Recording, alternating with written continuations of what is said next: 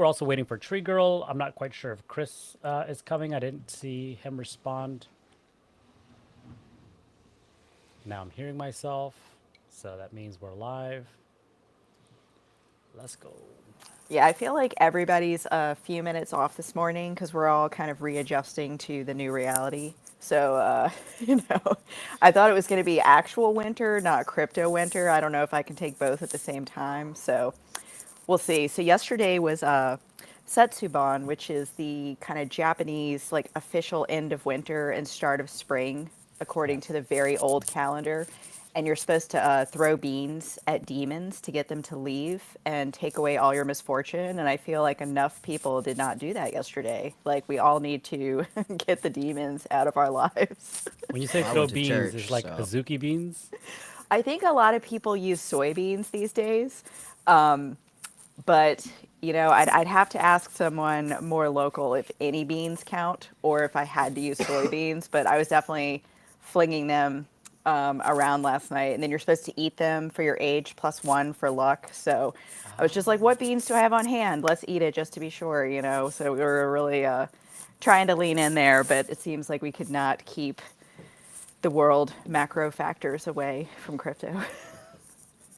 Yeah, I mean everything is responding to something. I think because I think the overall market is down, not just crypto.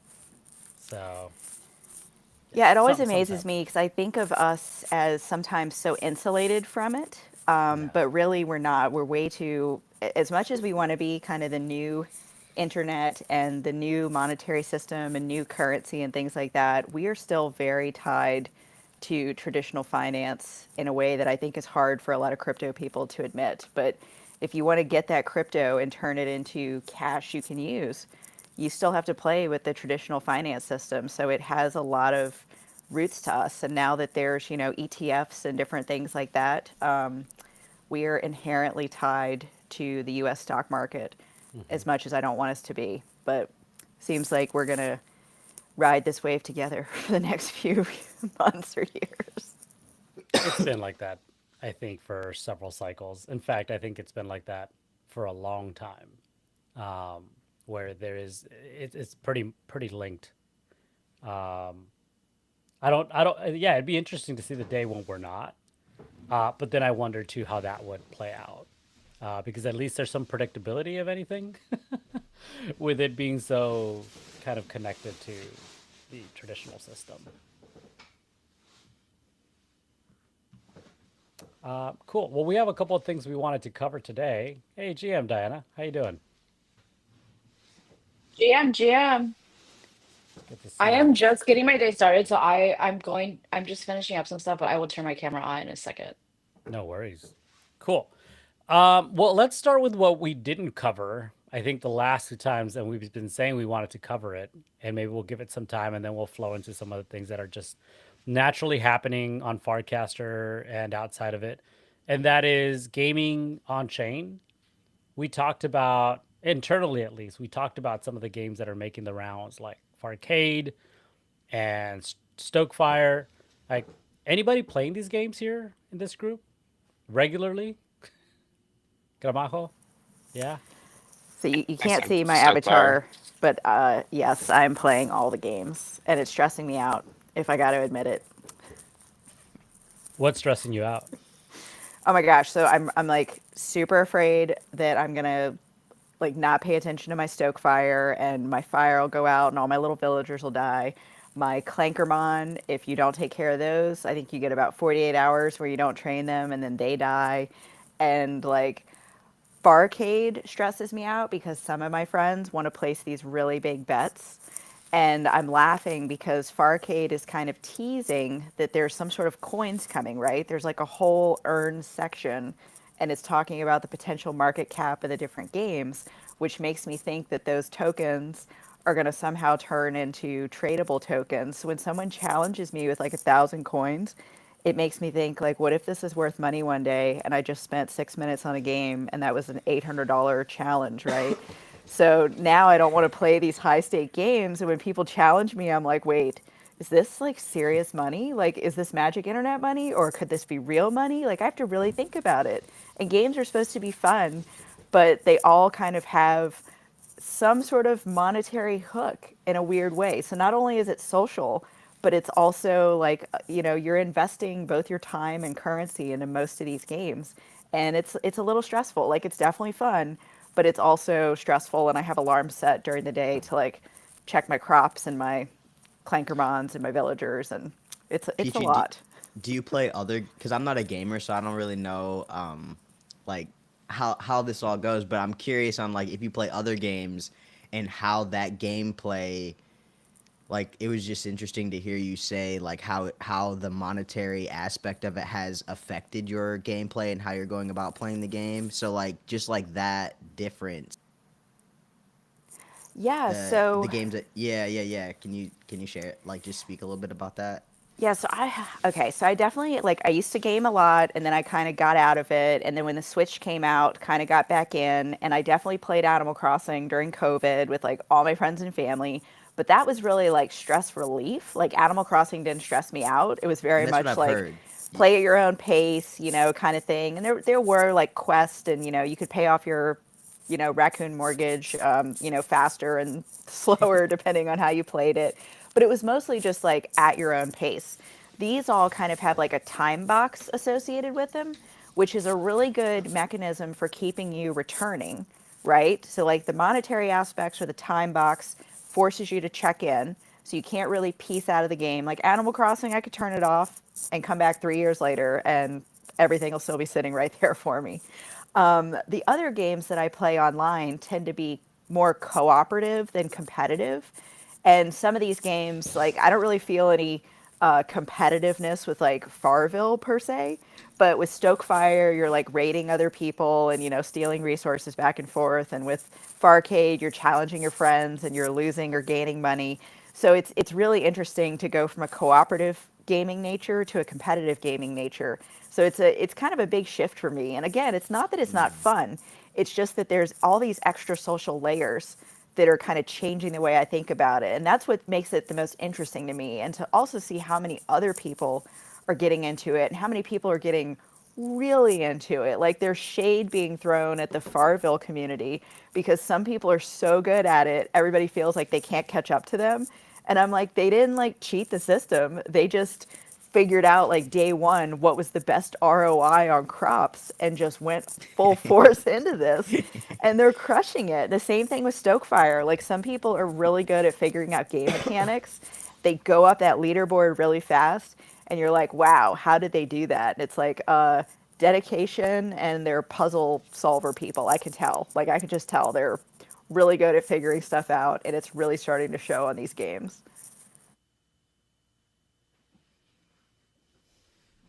Yeah, thanks for sharing the insight. I was just curious about that because like how you had described like kind of hesitating to make certain moves. I was like, dang, I don't even. That's it. That's interesting. And also, God bless you, Humpty. You look like you good. It's gonna be a hell of an allergy season. That's all I gotta say. In I LA, feel. you know what I'm talking about, Raven. You're here with us. I was up sneezing this morning. I was like, I don't usually be sneezing like that. What's going on? It's been the last couple of days. Yeah, So yeah. yeah. These fires are definitely drawing, like making it really crazy. Um, the water's all messed up. I'm sure you've seen that. Like we're not even using the water that's coming in through the refrigerator. We're literally just using Wait, like, what? No, I didn't see that. oh man, yeah, the water's dirty. I wouldn't be drinking any water that's not bottled at this point. I have a like a pure water filter on my faucet. Nah. No, because there's a lot of Oh. stuff that's coming through that isn't necessarily being captured by the filters because it's like a lot of like chemical stuff that's breaking down in the water. So I would Mm, highly recommend not consuming dang. any of the water. Okay. Yeah, Good to know. yeah, Maybe I'll move that grocery store trip up to today. yeah, yeah.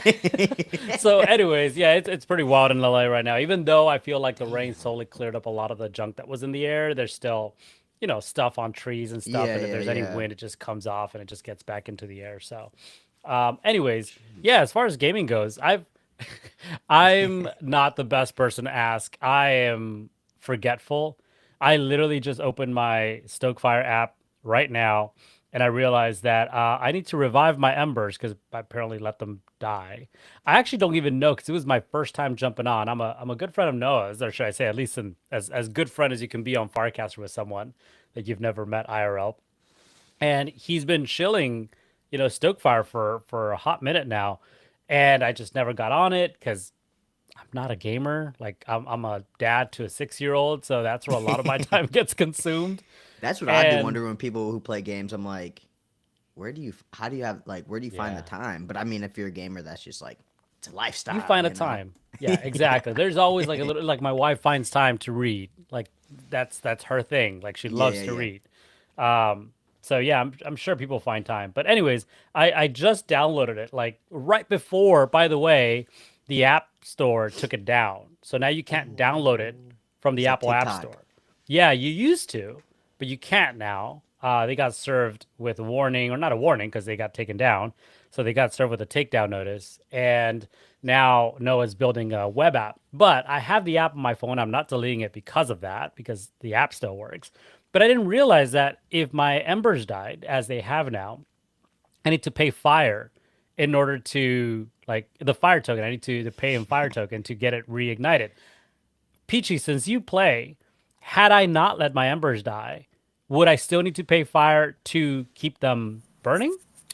Oh yes. Oh, Every three okay. days you have to put in a little, but it's much more Scam. to Just kidding. revive it. I'm like, so now I Which gotta keep track of a token too. I learned the hard way because I had an alarm set. I meant to do it. Then my phone rang and I started talking on the phone and blah blah blah. When I came back, it was like, you know, and it's normally like a very small amount, like 3 fire or something to keep it going. But to revive it, it was like 20, and I had to go buy tokens. And I was like, whoa, okay.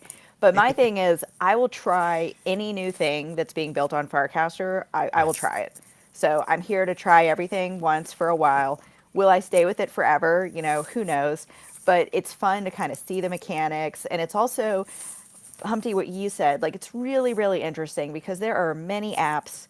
And there's even some of the social apps we've all played with before, like Scoop and different things like that, that flew under the radar of the App Store.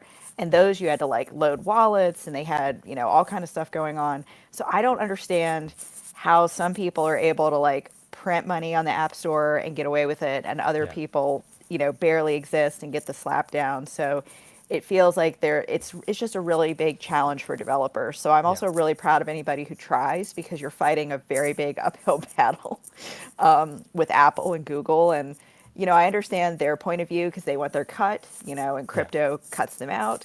But it's also, it's sad to see like small developers that maybe aren't as well connected in Silicon Valley get kicked out the App Store first, and people who are much more connected, in that side of the tech world, seem to fly under the radar and have their apps keep going. And there's lots of apps right now on the App Store that are crypto native that probably should not be there. So, we'll see. Yeah, I wanna also recognize the folks that are watching us and chatting this time on YouTube and X. What Diana. up, chat? What up, chat? Let's put the bullies in their place real quick. So today you can chat on X What? and on YouTube. Tutorizer and BFG, they are following us on both streams. And Tutorizer, by the way, says, you folks highlighted the fundamental issue with Web3 gaming, the stress from the proximity to real money. So I think, Peachy, you were making that point, right? That it's a little stressful because of the fact that you aren't just playing a game, but you have to track, how much money you're putting into it and the potential of this being a very expensive venture, and it's not just gaming. Yeah, it definitely changes the dynamic, because in the back of your mind, you know, um, a bunch of us got fire airdropped for playing Far Castles and some other games online. Oh, So we had a cool. little stash to start with, but then when you had to buy more, it was now a decision. And it was like, okay, if I'm going to keep up this game, how much does it cost me to play per week? Hmm. There are some rewards associated with it, but I haven't scored high enough on the leaderboard to get there yet. So for me, it's just kind of experimenting and fun. But there's definitely like a point in my mind where it's like, will you continue to pay to play this game? Or will that just be like this was my Stokefire chapter, and I tried it, and I had fun, and it was great. But like, am I willing to pay, $25 a week, $30 a week, $40 a week? Like, what is my limit in my head? And when the cost to entry is like fairly low, I don't Hmm. mind, supporting builders and trying things out. But if the token goes on a run and suddenly it's $100 a week to play, woof, that's a big thing. Now it's like, whoa, am I going to keep doing that? And what's the end game here? So I think it's hard because now you really start to get into, you know, real gamers, because I don't consider myself a real gamer, but like real gamers have had a lot of outrage around like downloadable content and like how you have to keep paying to play, and that frustrates them that they want to just buy a game and have access to all of it. So this is kind of that next level of monetization. Like, not only are you, it's not the downloadable content problem, but it's the like pay to play problem. And if it's pay to earn, maybe that's different. But if it's just pay to play, what is that? And then who's losing out in the pay to earn scheme? So I feel like this opens up a big kind of can of worms, but also like a really interesting one, because we finally have, for developers, this is very tempting because you have a built-in social graph where people can instantly connect with their friends. And that's what's really fun about all these Farcaster games, right? Is I can challenge you guys on almost any of these games. We could, raid each other's villagers. We can, eventually help each other out on different apps. And that's exciting, and that makes me want to play more.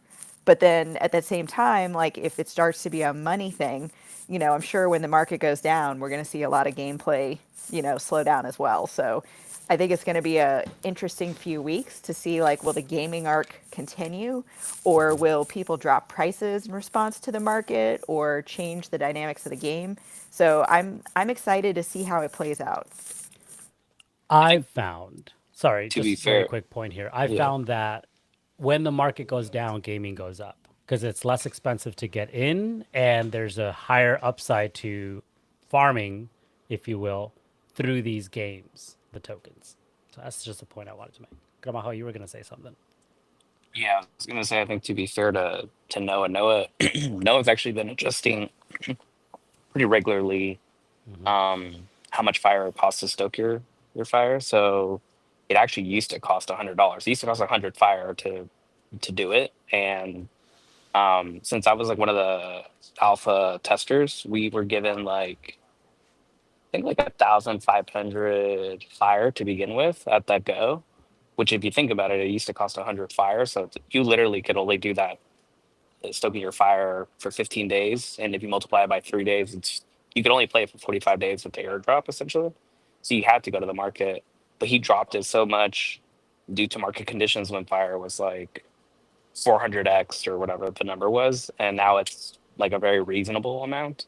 Hmm. So I would say like with Noah, he's been very good about like if it's up like really expensive, like he wants to keep it down because it makes sense, for him he wants as many people playing this game to begin with. Hmm. And I know like kind of what Humpty's saying, like for me, like, fire is down right now and I'm buying fire. Mostly because the game is actually really fun. So like even as a dad, for me, it takes like 2 minutes, like every couple hours, So Hmm. 3 hours would go by and you would just do it for like 2 minutes and then you were done. It's not like one of those games where like you need to sit down for an hour and commit to playing it. It's a pretty casual game, which is great. Um, yeah, but the other interesting aspect about Stokefire too is I interviewed Noah and Chase Summer back to back. So Chase is the guy that does Sansa Sumai, which is like a text-based RPG game, and he didn't have um, like a token right off the bat or any like monetization scheme essentially. Like I think he explored Boxy at some point, Hmm. but you could see the difference between like with Stokefire, even though it's like not a huge game, Noah's been able to double down, triple down, even hire a person right now to help them with the transition to like a progressive web app as opposed to Chase. Um, I think Chase was having fun and this is like his first foray into exploring a Farcaster app. Um, he was kind of struggling to get user engagement, um, finding like a solid path to continue to like dedicate more time to it. So it's interesting just like the difference between if you build a game right off the bat with monetization in mind, and one where you try and figure it out later, kind of like in traditional Web 2 gaming. Yeah. You have different challenges. And it kind of makes sense. Noah's built Web 2 apps, sold them. Like, he comes with that mind frame ready to go to build, and keep it sustainable for the long run.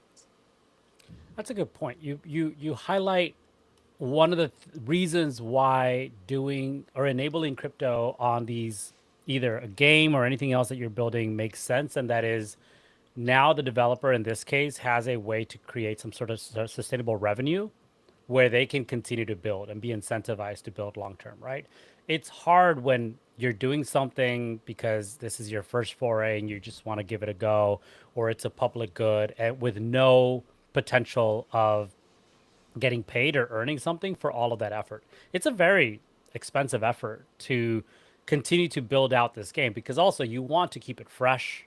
You want to create like a new experience for gamers who have been playing your game for a long time. And if you're not getting paid for it, like, where's the money coming from for you to sustain yourself? And so with Fire, to the point that there was this like kind of curve that made the value of Fire a little higher, then I'm sure as a developer you can cash in on some of that because you're collecting fees so that you can pay yourself, right? Your rent, your whatever mortgage, your dinner, to keep building this out. So there's something to consider there in terms of like the tokenomics of these games and providing the developer some sustainable revenue.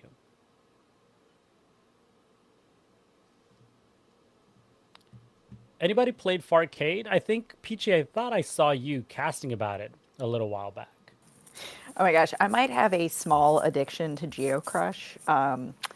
I was definitely a little embarrassed of like how much I was playing it in the beginning and how terrible I was at it, and then started to get some tips and tricks where it's like, don't play it like the other traditional Crush games. You have to really focus on the game asks you to match specific things, and my ADHD brain is like, "Ooh, that's 10 gems in a row. Go after that one," and you have to say no.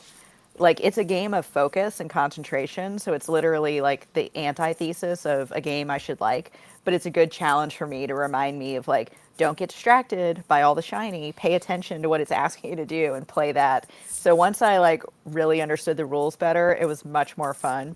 I'm terrible at the words with frenemies game, so I don't even play that one because it's just too much, and I don't like the waiting back and forth and all that. So I really do like Farcade. I'm amazed at like the power of frames and mini apps. I feel like calling them frames now is almost Yeah.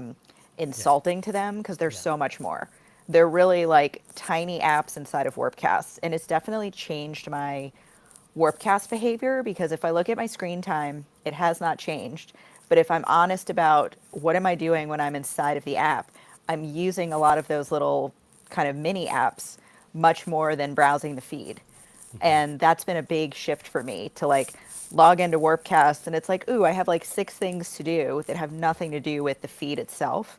And that's like a very different paradigm for me. And it reminds me of like when Facebook was originally trying to make Facebook like your homepage for the Right. internet. And that was kind of their goal, like how long can we keep you in our ecosystem? And it seems like Warpcast kind of has that on a silver platter with developers right now. But I wonder if they can see our usage, like if they see usage patterns that we're using Warpcast, but we're using it differently. And I wonder how many other people are doing that. Like I read so many paragraph articles in feed now Yeah. because they look so pretty and they display so Yeah. nicely. Like I rarely grab something and go pop it on my desktop to deal with it. I just do it on my phone in the feed. And that to me has been like a really big unlock, but has changed the way I use the app. That's a good point. And by the way, shout out, I think all of us here are publishing on Paragraph, if I'm not mistaken. Yes? I kind of stopped, not gonna Oh. lie. I love to hear, yeah. I was using them a lot. Like I love their like token gating feature Hmm.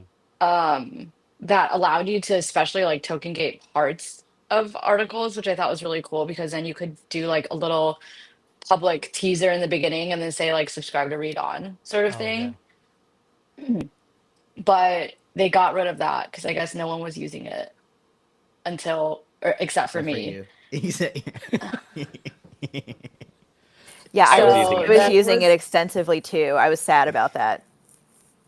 okay. I was like, okay, so you're using it too. Maybe we need to like, I don't know, find everyone that was using it and like get them to sign a petition to bring it back or Yeah. something. I But used then it I just like, for articles that had extensive research and that had a higher cost in production, right? Everything else yeah. Same. came through like free for everyone, but there was probably in my archive there's probably 3 or 4 articles that came through with a lock after a certain point because it was a little more expensive to produce. I did need help researching some of the things that were written about that. So yeah, but please go on. Yeah, I had a gate Oh on a, I yeah. had a secret guide to how to get a power badge, and I didn't want that to be public, so I kept it just to like my hyper sub and then like a few people who owned my PFP collection, gave them access. So that was a really fun experiment, and it kind of got updated every week with like what I learned. So it's still like out there somewhere, but I was not like, my intention was never for it to be super public, but I had to have a way to put it out there, and the token gating was fabulous. It was the perfect use case. Yeah. Yeah. But yeah, and then I just got kind of lazy with it and stopped publishing on it. And I was like, I don't know if there was any real value there to publishing there. There's obviously like no distribution that they can help you with, as is true with every Web3 app. There's like no distribution. So I just didn't, Mhm. I don't know. I haven't been doing it for, I think I didn't do it like all of last season. And no one really like approached me about it. Like, like it would have been one thing if it was like everyone's in my DMs, like, hey, what happened to the paragraph articles? Like, we missed this, we need this. Like, not a single person. So I was like, okay, people don't miss this. I'm just wasting my time with it then. Oh, from your community. I thought you meant from the paragraph team. Because I mean that too. Like Oh, I'm gonna well, call him out. both, yeah. Well, His both. name is But like for Reed me, it's like, Doremus. yeah. Yeah, he should have been in your DMs quick. Yeah, I mean, it was both. Like I didn't I did they did DM me for feedback like before they got rid of that token gating feature we were just talking about. And they gave me a heads up that they were thinking about getting rid of it, and they were like, "Do you like we notice you use this. How do you use this? How important is it to you? Blah blah blah." And I was like, "I use it all the time. It's the main reason I use Paragraph." And then they got rid of it, and I was like, "Okay, great. Good talk."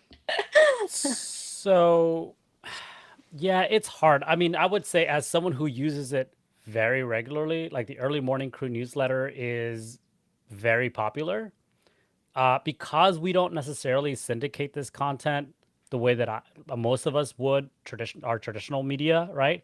Which is like a lot of us through our podcasts or whatever we produce, it probably goes to YouTube and through an RSS feed on pods. Like this doesn't leave the live stream. And it was an intentional choice from the very beginning. It's like this is a live stream as opposed to because it was heavily inspired by the late night crew, but as opposed to them that they don't record it and there's no way to like catch up to it later. This is recorded. If somebody wanted to, they could like read this on or watch this on the YouTube live stream feed or on X, because it is saved there. I and as all of you know, then the agent goes to work and starts to produce a newsletter, which over time has evolved into something that's super fast to read, easy to catch up on the bullet points of what we discussed. It isn't as in depth as it used to be. But that's to say that I use it regularly for this and for the Crypto Sapiens newsletter. I think that if your intention isn't to support another platform or a new audience, which are people's mailboxes, then it is a very hard thing to maintain or upkeep. But if you're consistent with it, like we've grown our audience to almost like I think like 2,000 subscribers, across all newsletters, and our open rate is really high. I believe we're like at 25%. So that's a huge number of people that are tuning in regularly and opening up the newsletter. Um, if you're not willing to do that, it's a really hard thing to be consistent with.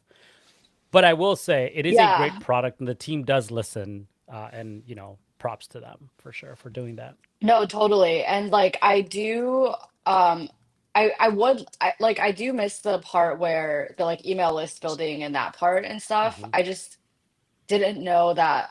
Like I think we just maybe have to rethink how we're doing it, because obviously our primary medium isn't written, it's like podcasts, and then video. And so like the written part, it's just hard to do it all and we just had to prioritize. But I would theoretically like to get back into it. I think the email list is super valuable. I just don't Yeah. know if Paragraph is like necessarily the tool or maybe something like Beehive or more of like, I don't know, an email, like more of like a newsletter platform versus like a publishing platform. I know Paragraph is both, but I feel like I still see it more as like a publishing platform Yeah. than a Can you newsletter can you speak a platform. little bit on like what key differences for you would be like newsletter versus publishing? Because I'm just kind of curious about Like that. newsletter to me is like a MailChimp or something, right? To use like an old example. Hmm. Like you don't go to like MailChimp.com and like scroll, like read,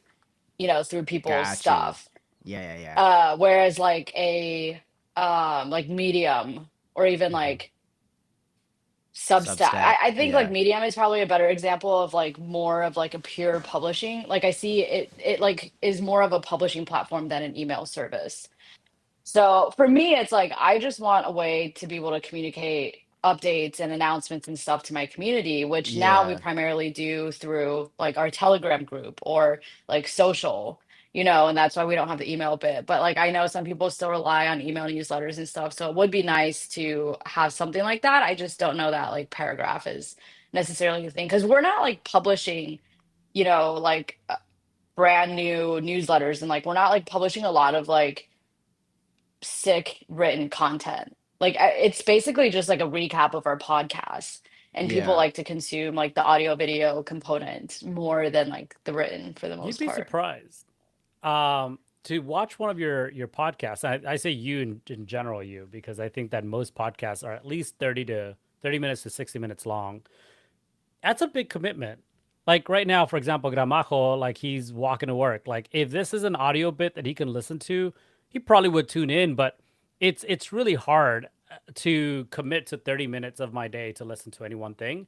There's a lot of podcasts that I listen to that I they get cut off all the time. I'm like, oh, I'm gonna start listening to this, and I do, and then I get to my destination and I'm over. I never get back to it. However, a newsletter, especially if it's well written or put together, I can consume that quickly. And if I can digest what you've described or discussed in your podcast through that newsletter, I most likely will be consuming your content in that way. And I probably subscribe to Mhm. more newsletters than I do podcasts. As much as I love See, podcasts and I'm a podcaster myself. I'm the complete opposite where like podcasts, like I can listen to it when I'm doing the dishes, when I'm cooking lunch, when I'm going to the gym, exercising, driving in my car, like literally anything I'm doing in my life, like I can have a podcast or audio clip playing in the background in my headphones. Whereas like for me to like sit down and read something, like I think that for me is where the ADD kicks in way harder. Where Mm, like I'll start reading a newsletter like one paragraph in and then I click to another tab and then I just like forget about that completely. Or, Like or I'll go I'll research open like a something in the million article. tabs. Yeah, all the research I'm doing, like I'll open like a million tabs with all this research that I'm gonna get back to, and I never do. that's Whereas that See, like 30-year-old brain. audio, I think is just a lot easier for me, like on the go. I I'll don't give know, you but I think yeah, I'll give you some quick anecdotal on that. So I used to write the weekly newsletter about like what happened just like in Web3. And a bunch of times like my subscribers would be like, "Hey, I didn't read your article all the way because you sent me down a rabbit hole just on like this one paragraph." but yeah. but they were like, "Thank you for sending me down that rabbit hole." And I was like, "No worries, dude. But are you gonna read the rest?" And they're like, "Nah, I'm good. That was like enough for me." Hey, you still got your open though. Totally. Open rate were like metrics wise, you got you satisfied a goal. Is you got Yeah, someone no, to yeah, open that's that. exactly it. Yeah, so I noticed I ended up, yeah, exactly. Like the silver lining to me was like how many links people Yeah. clicked on. And I was like, all right, one, people know that I'm not rugging them, so they trust clicking links from me at Yeah. least. That's a good but point. one thing I was able to notice on Substack was there were like three people that even though they opened the link, went down the rabbit hole, they would actually come back and finish the article and like reread it. And Oh. those Mhm. people, I was like, oh, that's really cool that I could see like who are the people that are like going down the rabbit hole, but also coming back to the article to like read the rest. Yeah. No, that's awesome, but that is like I'm confident in saying that is not the majority of people in crypto. Like everyone in Oh yeah, crypto has massive ADD, and that yeah, is no, no, not happening for like yeah. 90% of I could tell people. you it was two. It was like two, three people every week. It was like very low. It was very few. Yeah. By the way, want to Yeah. recognize Scottrepreneur. I always forget. I mess that up all the Oh, time. what's up, Scotchpreneur? Yeah, they're on YouTube. He says mirror integration slowed their progress. Optimistic they'll ship more fun stuff this year. Yikes! Hmm, That's a spicy take. I would is The it? agree. mirror integration slowing down their progress. And Mirror was actually like a really nice Yeah, platform too. yeah. Although Paragraph, like the recent shipments have been uh, really nice from like a UI perspective, like the ones that came out recently and the ones that are coming in the pipeline. Yeah.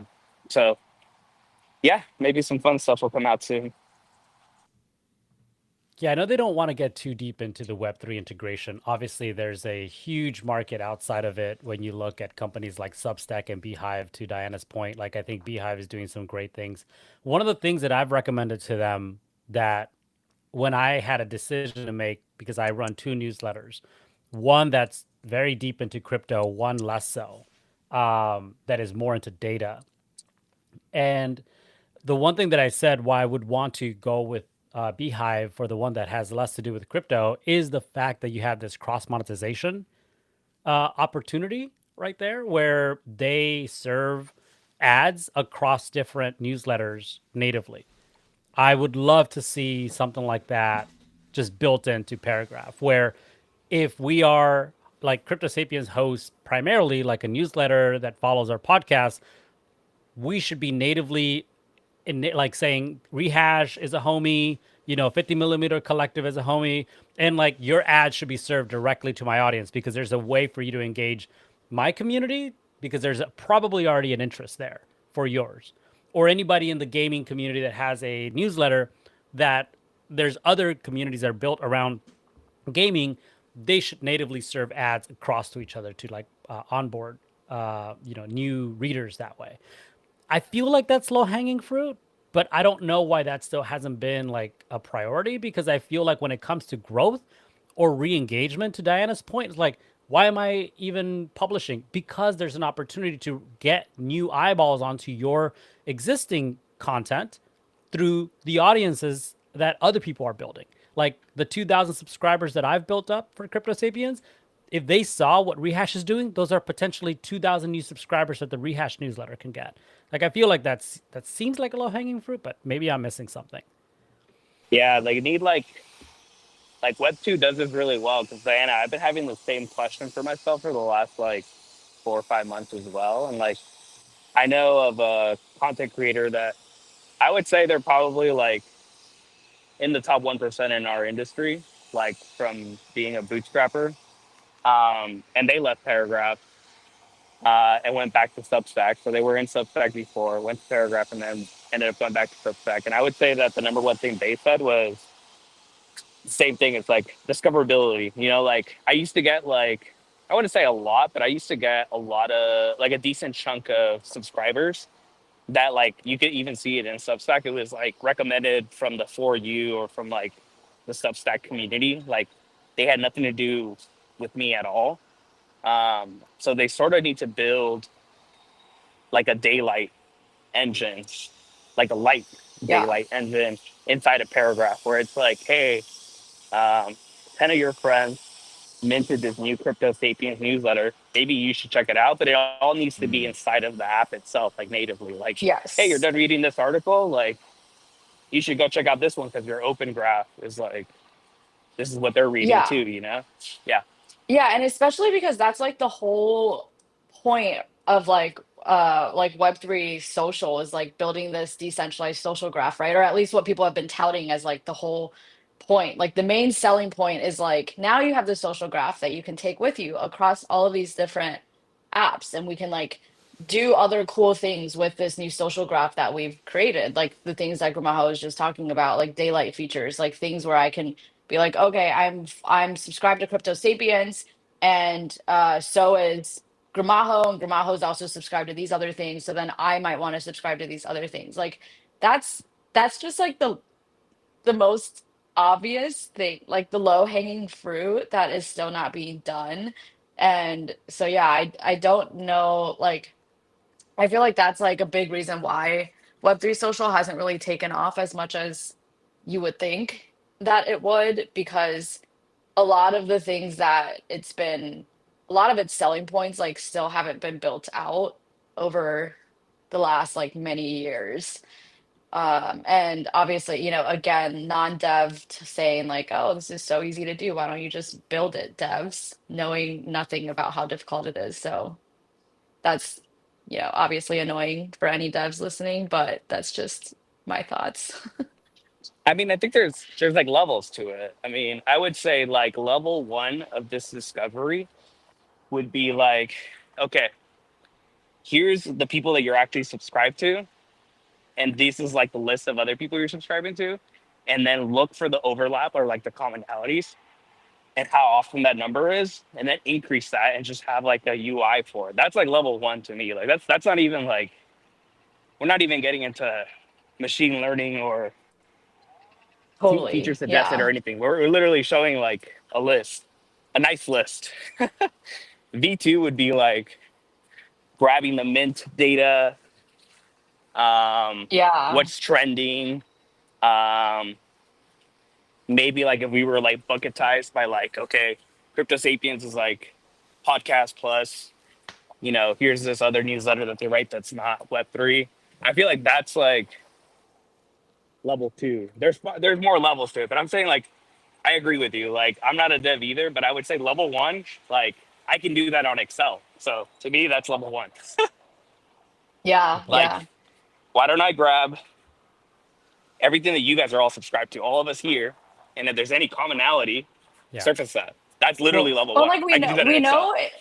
we know it's possible, right? Because of apps like Daylight that already exist. Like, why right. doesn't Daylight just integrate with every other like remotely social app, and like build their back end into like the front end of what of Paragraph and like any of these other apps. Because I mean, isn't this what Rodeo's doing? Like, isn't this why they're so successful? Because your feed is full of, look at what 25 of your friends just bought. You might be interested in Right, this. right, yeah.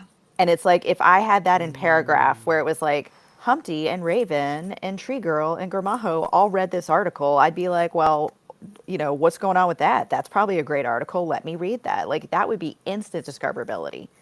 Like, we're so close, right? Like, the data's got to be there, and they've got to start seeing these overlaps.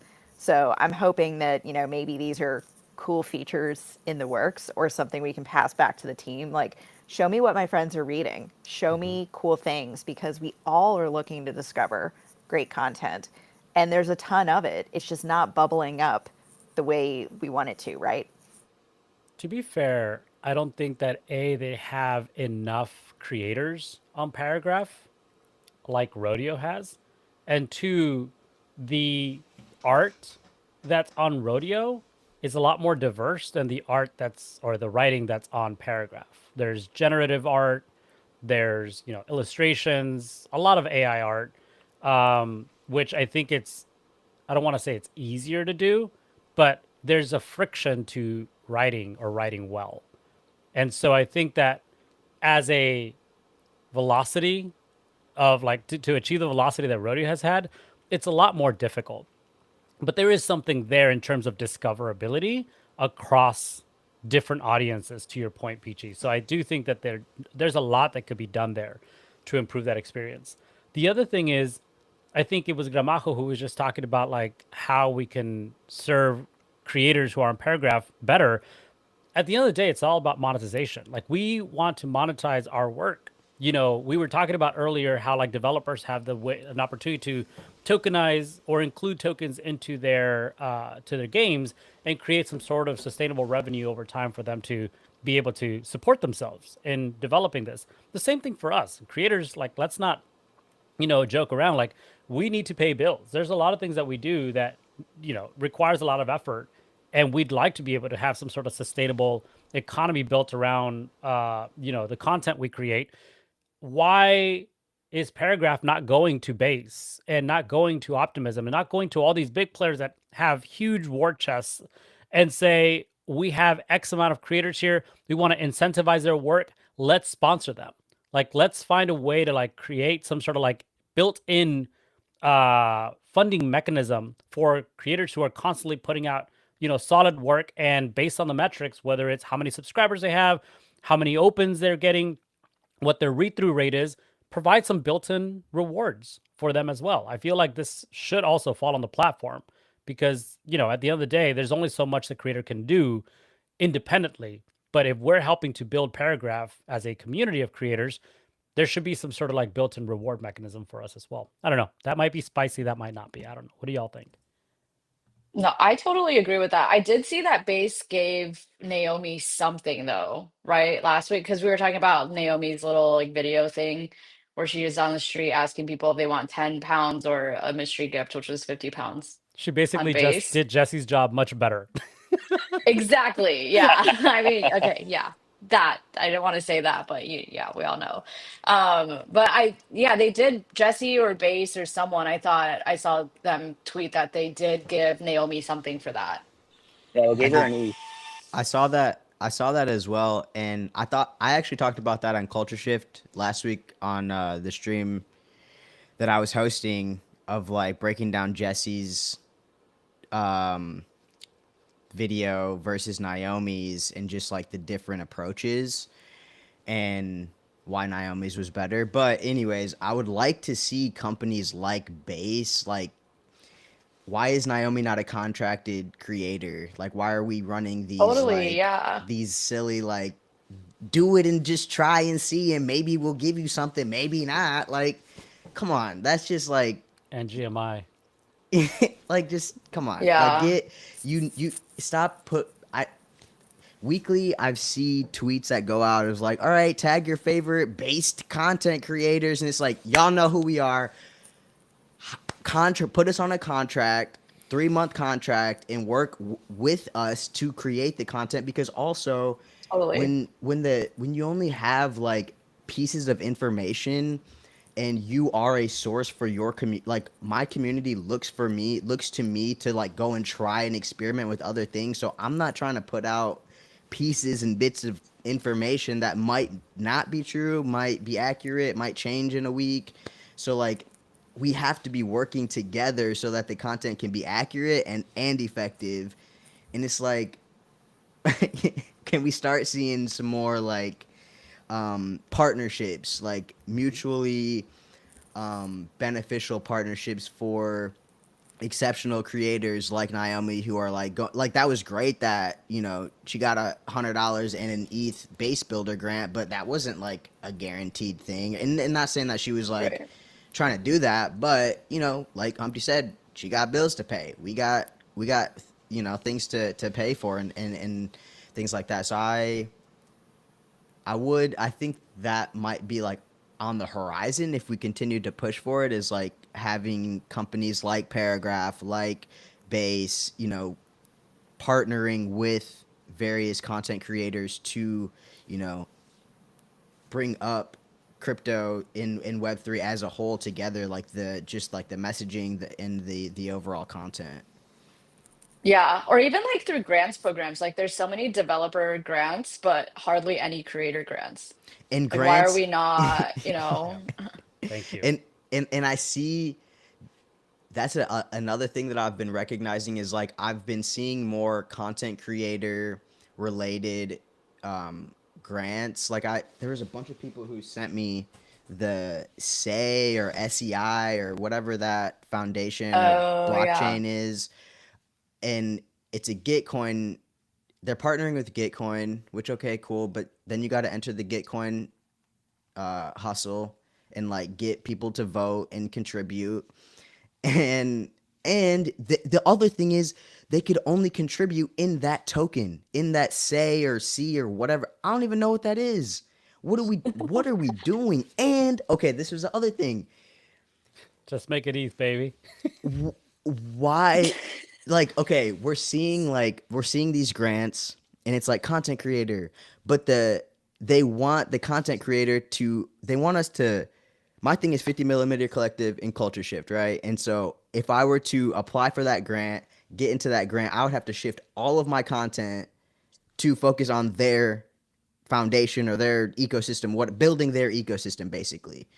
And what can we just see more grants that just support creators doing what they're doing and like Yeah. building the ecosystem in their own way, in their authentic way, like how you have with Rehash and early more, like why do we have to shift our shit to your shit? Like what?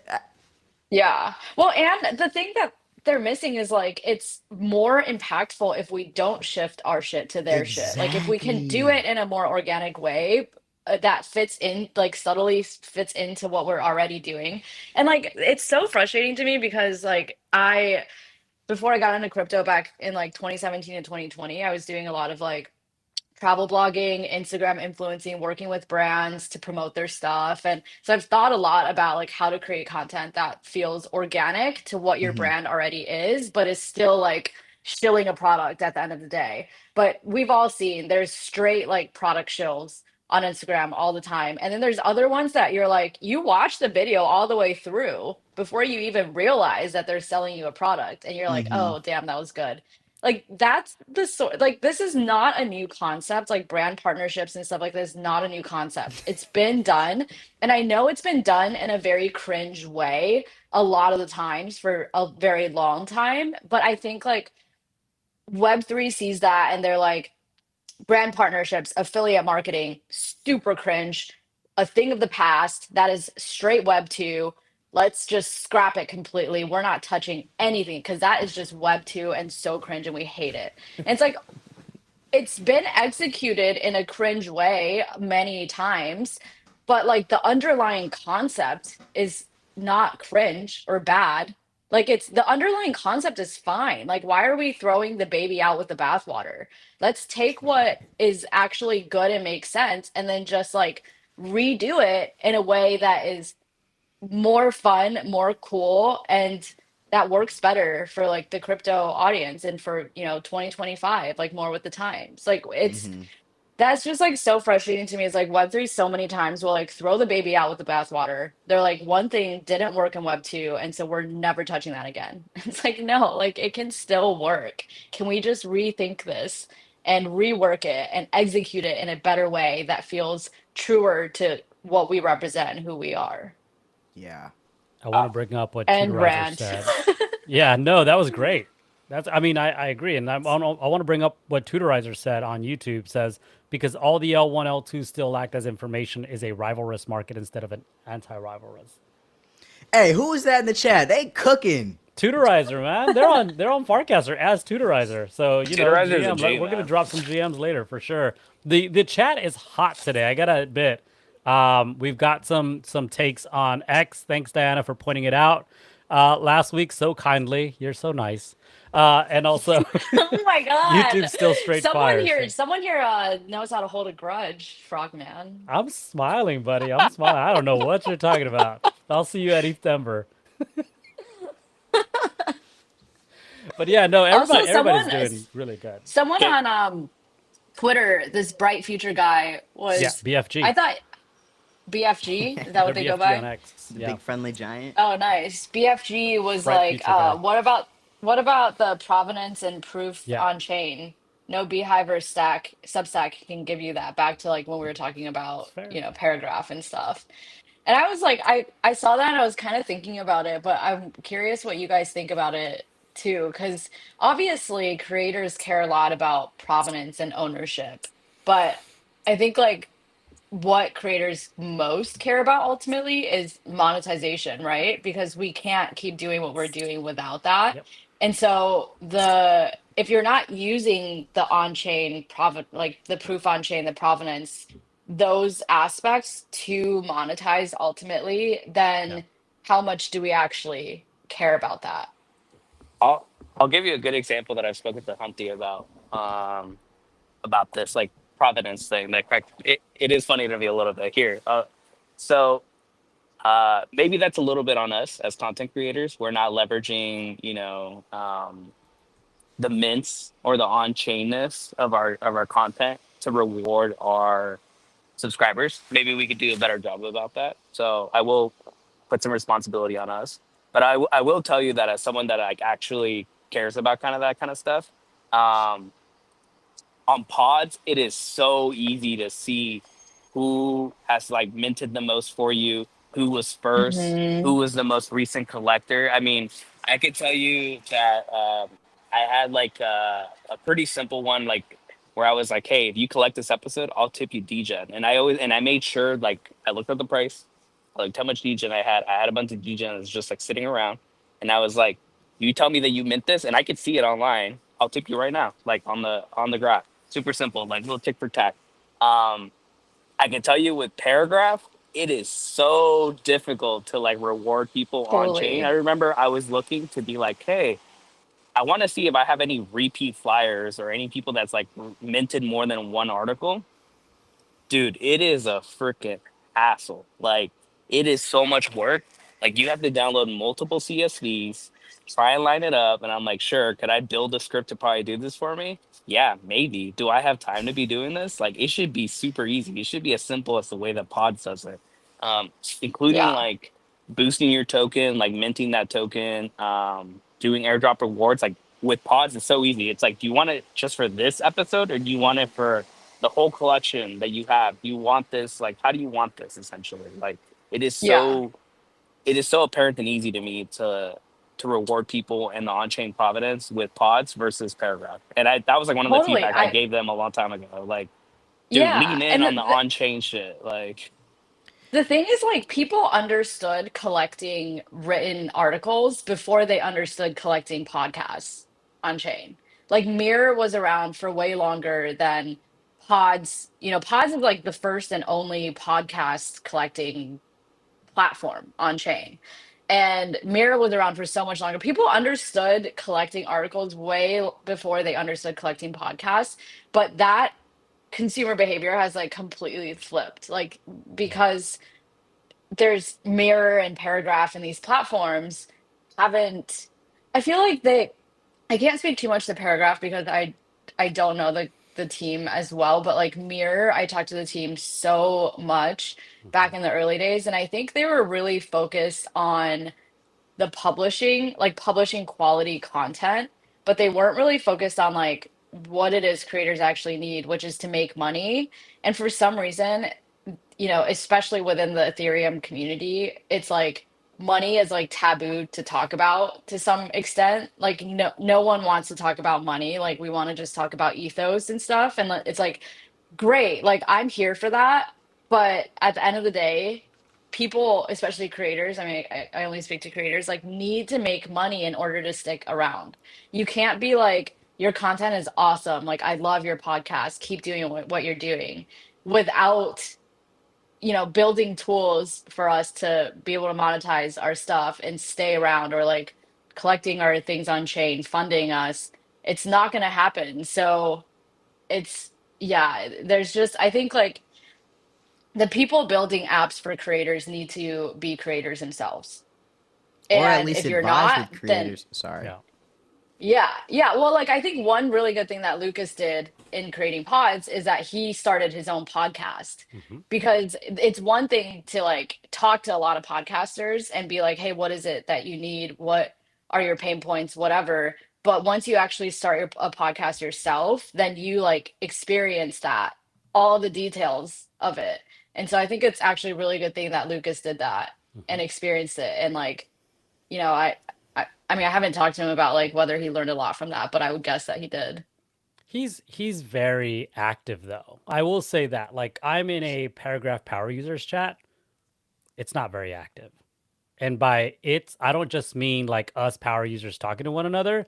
It's like Colin, like, and I love Colin. Like we go way back from like launch of Paragraph. Like he's a great person, but you know, I'm sure there's a lot to do in the business, but I rarely see him in that chat. Reed comes through just to like make an announcement or respond to something. You know, after someone has expressed there's an issue, like there, it's not as active. You go to the pods Telegram, like that thing's like active every day. I'm like, dang, what did I miss if I've been gone like 2-3 days? The chat is like deep in conversation. Like, I think to that point, there's something to be said there about like how in touch those founders are with their consumers or audience, which are, you know, the creators. the other thing in terms of like what Gramajo was saying, and if Colin or Reed listen to this right now or later, I'd love clarification. Is I thought in terms of like the contracts that are being used to issue the NFTs for your newsletters, they're not your contract. So we've talked about this just last week, right? Not your contract, not your content. So I think that's one thing that's differentiated Mirror is on Mirror. That was your contract. That was your content. So it was much easier to like track, all those mints back to your contract. And that's how the provenance also, to the point that people are talking about provenance on chain, why there's a big difference between, some of these platforms like Rodeo and Mirror and Paragraph. Go for it, Raven. So, when you publish on Paragraph, it's just going to a big old Paragraph contract, like how early days of Foundation, when you couldn't go. Here we go. I thought that's how Right? Mirror was Yep. too. Cue At the least in early days, that's Denzel how gif Mirror where he was too. slaps the table. What the? I'm about to just start putting all my shit on Manifold. Enough is enough. I'm just like, I mean, we see, as creators, we need to let them know how important that is for us, right? Because flip we're the talking freaking about that. table. Because how do you? Oh my.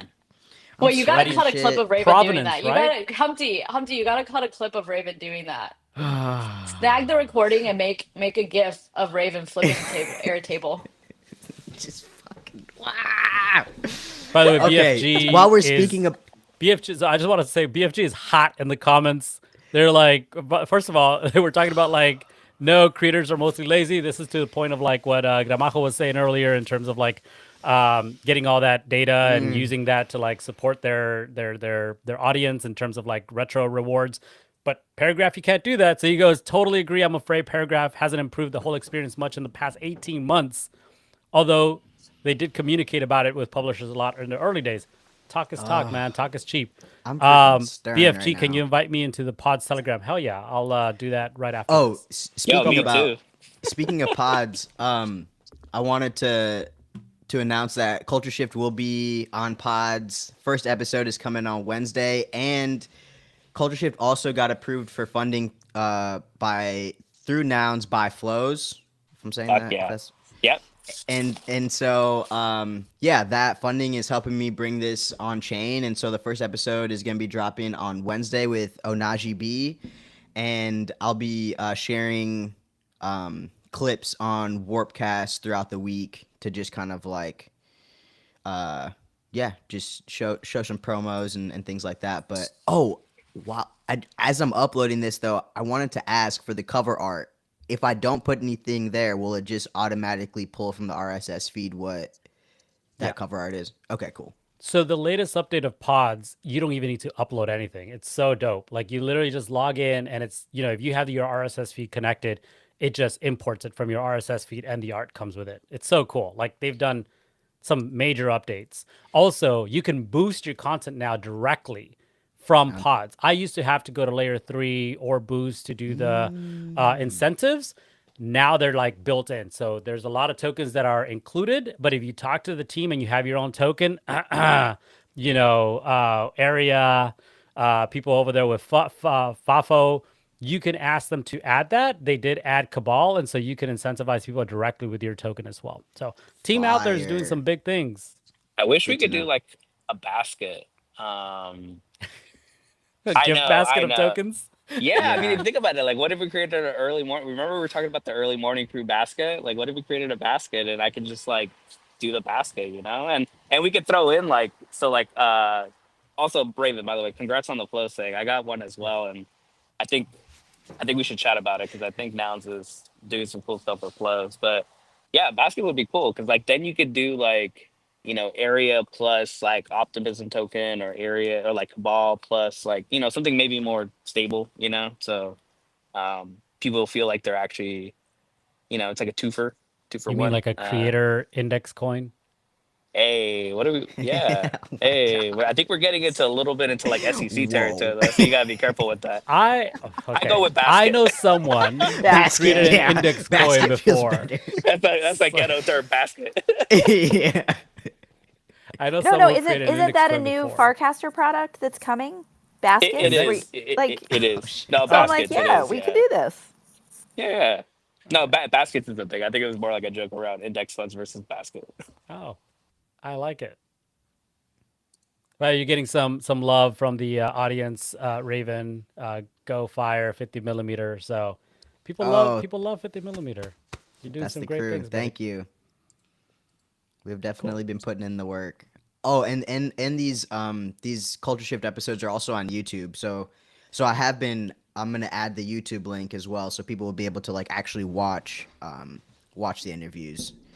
But If you guys aren't on the chat, I would recommend everyone here to be in the chats. Drop your links in there, so whoever's watching this now oh can yes, follow. I actually Also, had a question on sorry, that. go for Like it. a dumb. Yeah, like so I recently did like my first pods with a YouTube link. I usually never do that Mm-hmm. because I'm a purist in terms of like audio first. But what? How does that work? Like, I guess I should ask Lucas this, but like, because I work on my cover art for my podcast, and like that's what I want minted. But I don't know if people got minted like, like the YouTube link, and they just like took a snapshot of both of our mouths open, and I'm like, I don't know if I want that as the mint image, you I know. think it's still the cover art that gets minted. Also, like, I'm pretty sure. do you it's change the also cover like, art for every episode? yeah, I Y'all changed the do? cover art for every episode. Yeah, but it's like minimal tweaking, it's just to make it feel special. Okay, that's Yeah. good to know at least. I just dropped the Yeah. latest one that we uploaded, so you can see how it looks. But basically, and Where I'm you- dropping this link everywhere on X and on YouTube as well. But So you okay. can Also, follow it. the audio is different for me for each platform, which is like the other question I had. But if you could add me to the pod thing, I'll ask Lucas because like, Yeah. If you guys are on pods, I'm essentially, surprised they're not in there already. Is that yeah, I know. the group, the Telegram Wait, group chat? can everyone drop their pods links Yeah. in the I just chat? put it Yeah. everywhere. A basket. Okay, nice. Are you gonna do it, Basket. Diana? Will you, Put it in will the you basket. take ownership over this? What, the basket? No, like inviting everyone to a Telegram chat. I'm just curious. Is that what you were doing? Sorry, I may be mistaken.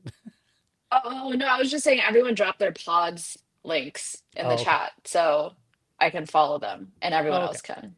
Rad. Oh man, I don't want to update the cover art every time. You don't have to. You don't have to. That's just me being me, dude. That's his Don't choice. listen to me. Yeah. Gramajo is an AI artist, so he likes to go out there and make his own AI art. I literally just changed the number. Don't worry. Yeah. It's like episode 22. That's it. Okay. Yeah. For me, it's Figma, and I just like do some basic art. I'm like a basic artist. I used to. Basic artist. I used to do some decent graphic design, but I don't have time to do that now. So now I'm just like Figma, put some colors together, some text. All right, that looks acceptable. Go. Like I don't have the time to like dive deep into the graphic design. I'd love to. So I'd love to explore that side of my brain, but time is limited. I Yeah. see Rehash in the X chat. Everybody drop it in the chat. Like if you don't know what I'm talking about, Gramajo and Raven, like there is a chat in the video stream. So I'll link the video stream here in our group chat, in our private group chat. There you go. Click on that. That's the stream on X. And then drop the links in there because there's quite a bit of people that are following the chat and chatting there right now. We're at 94 views on X and had 6 on YouTube. So X is still pretty going strong with our stream audience. Nice. YouTube link chain is a good idea too. Raven, I just subscribed to 50 millimeter. My bad. I've been Hey, subscribed before. thanks. Welcome. There we go. I'm just gonna repost if you're commenting with them in the Yeah, in the let's thread. Do we ever? Are we pushing BFG, I would everybody to? recommend doing the same thing. Sorry. Are we pushing everybody to follow the channel, the early morning crew channel? Is that what we're doing? Yeah, Like for a sure. I while mean, I back? pin everything there. Yeah, Like yeah, okay. our announcements, whenever the newsletter comes out. So yeah, definitely. If you're on Farcaster, early morning crew / early morning crew, that's where a lot of these announcements get shared. So if you want, just go there. But for right now, put it on X because I'm gonna recast this or repost this from the X, the Crypto Sapiens X account as well. And BFG, go ahead and do that. And what I'll do is I'll ask Lucas to go to this thread and kind of follow all of us. Oh, dang. I don't think I actually scheduled this episode, so I think it's live now. Oh, dang it. It was supposed to go live on Wednesday. But I think. Oh shit. All right, well, I guess I'll just. Wait, on drop it. YouTube or pods? On pods. Oh shit, yeah. Just Yeah. full send it.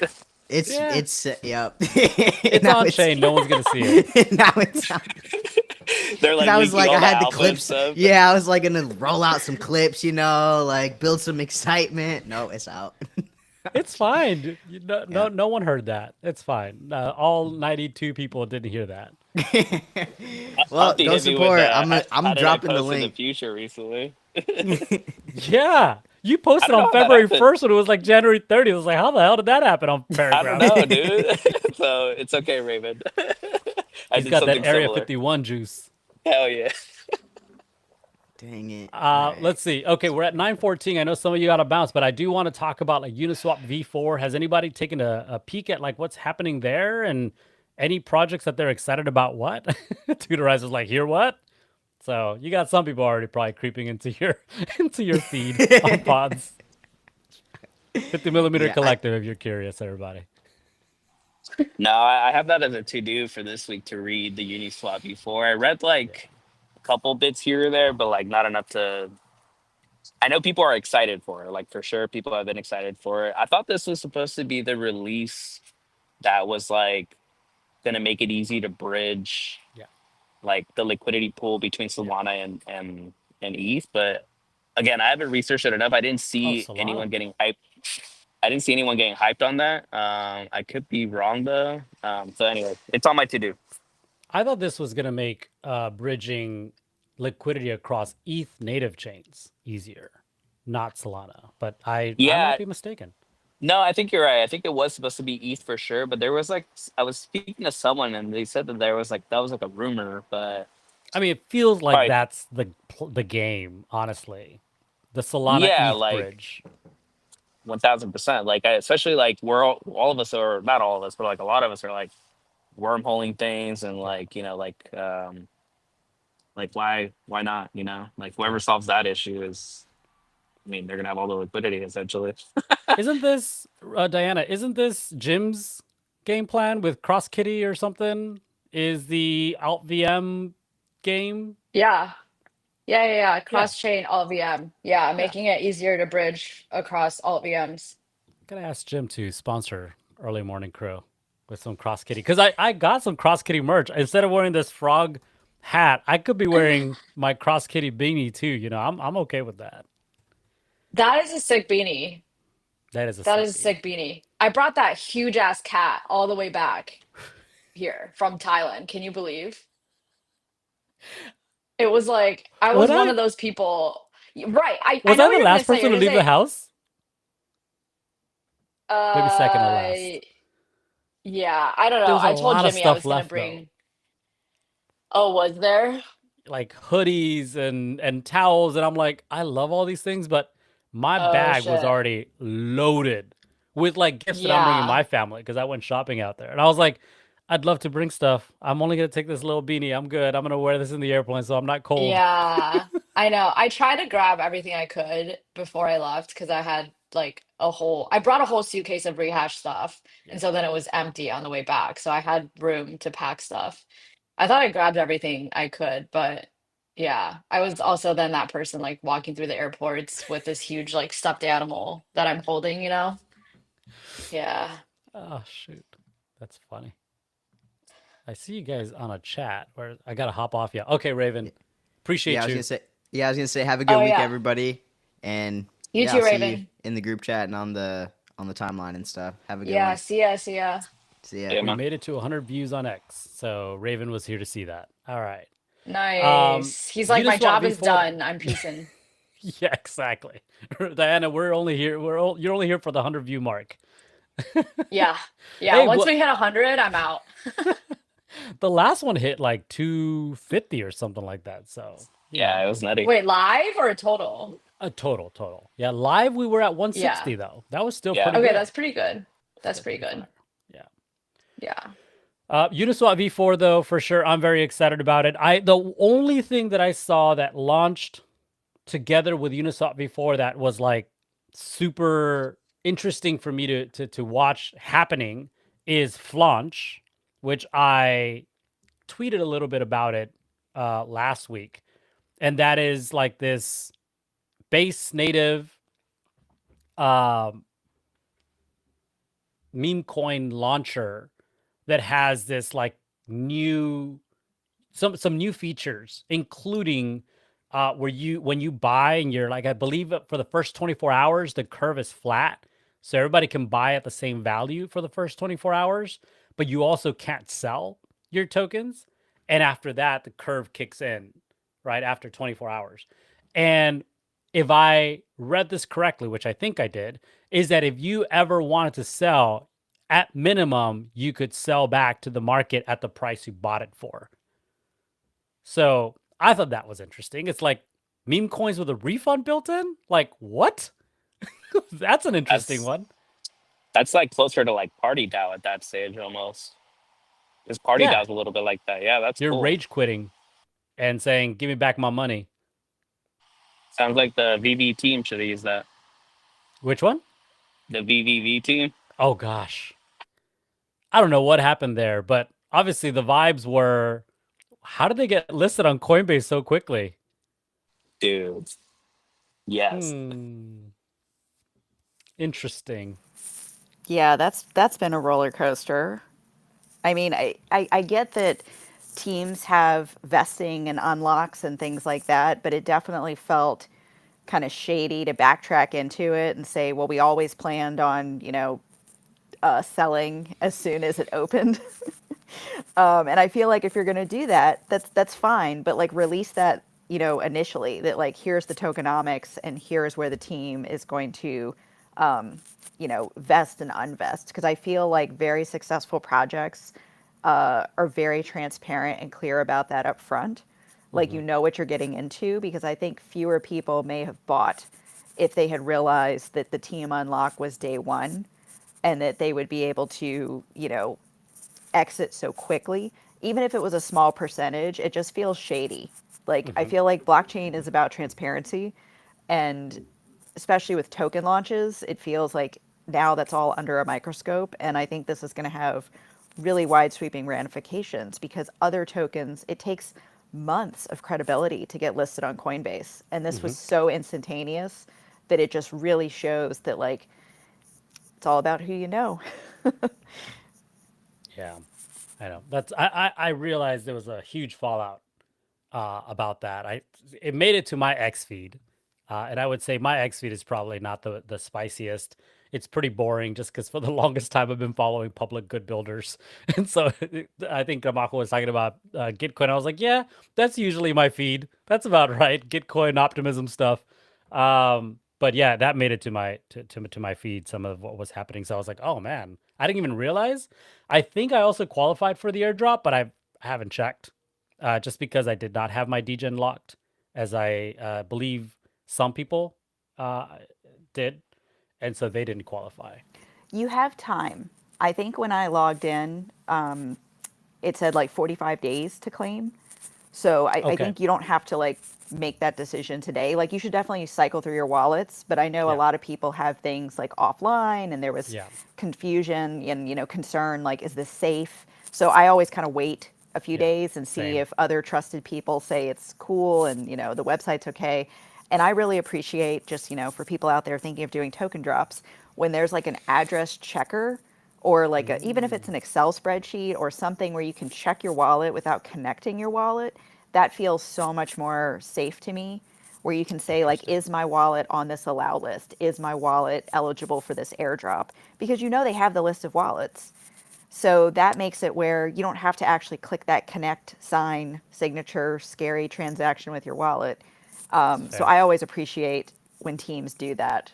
So if anybody out there is listening, like makes a I'm definitely like a crypto native person, but I also feel like this is like the number one rule, right? Is don't connect your website, don't connect your wallet Right. to websites that you're not 100% sure of and things like that. And when there's airdrops and there's all that FOMO happening. It's like this is how you get hacked or scammed. Like all the bells and whistles go off in my head.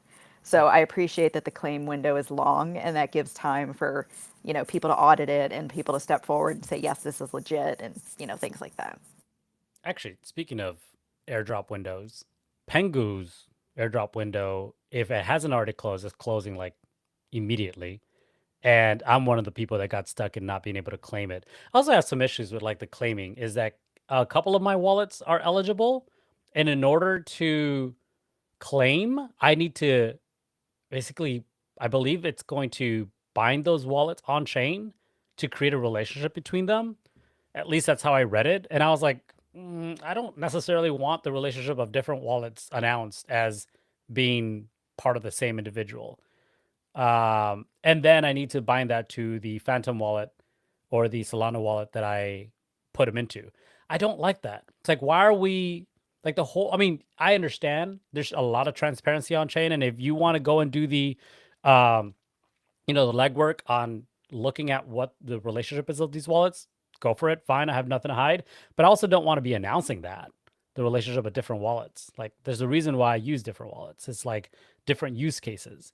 So I don't know. Like, and anyways, I was not able to do it because apparently the wallet that I was using, which was Phantom, is having an issue where it doesn't read the soul that I have in it to claim it and pay for gas. So I was like, whatever. I'm not in dire need that I'm going to, yell and get all upset about it. So I'm not going to be able. If it already closed, I didn't claim it. If it's closing soon, I'm not going to be able to claim it. So there's some issues too, and apparently people can change the claim window.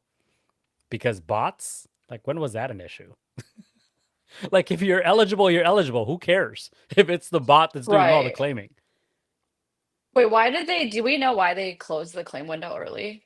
They're saying because only bots were claiming and selling. Oh, So because they're putting a bots. lot of downward pressure on the token. I'm sure that's Yeah, why. because there was like they were trying to say that like 90% of the users had already claimed, and there were like I forget the percentage breakdown, but there's like 10 or 15% of the remaining Yeah. Pengu was being claimed by like bots essentially. So Humpty, congrats to being promoted as a Yeah. bot.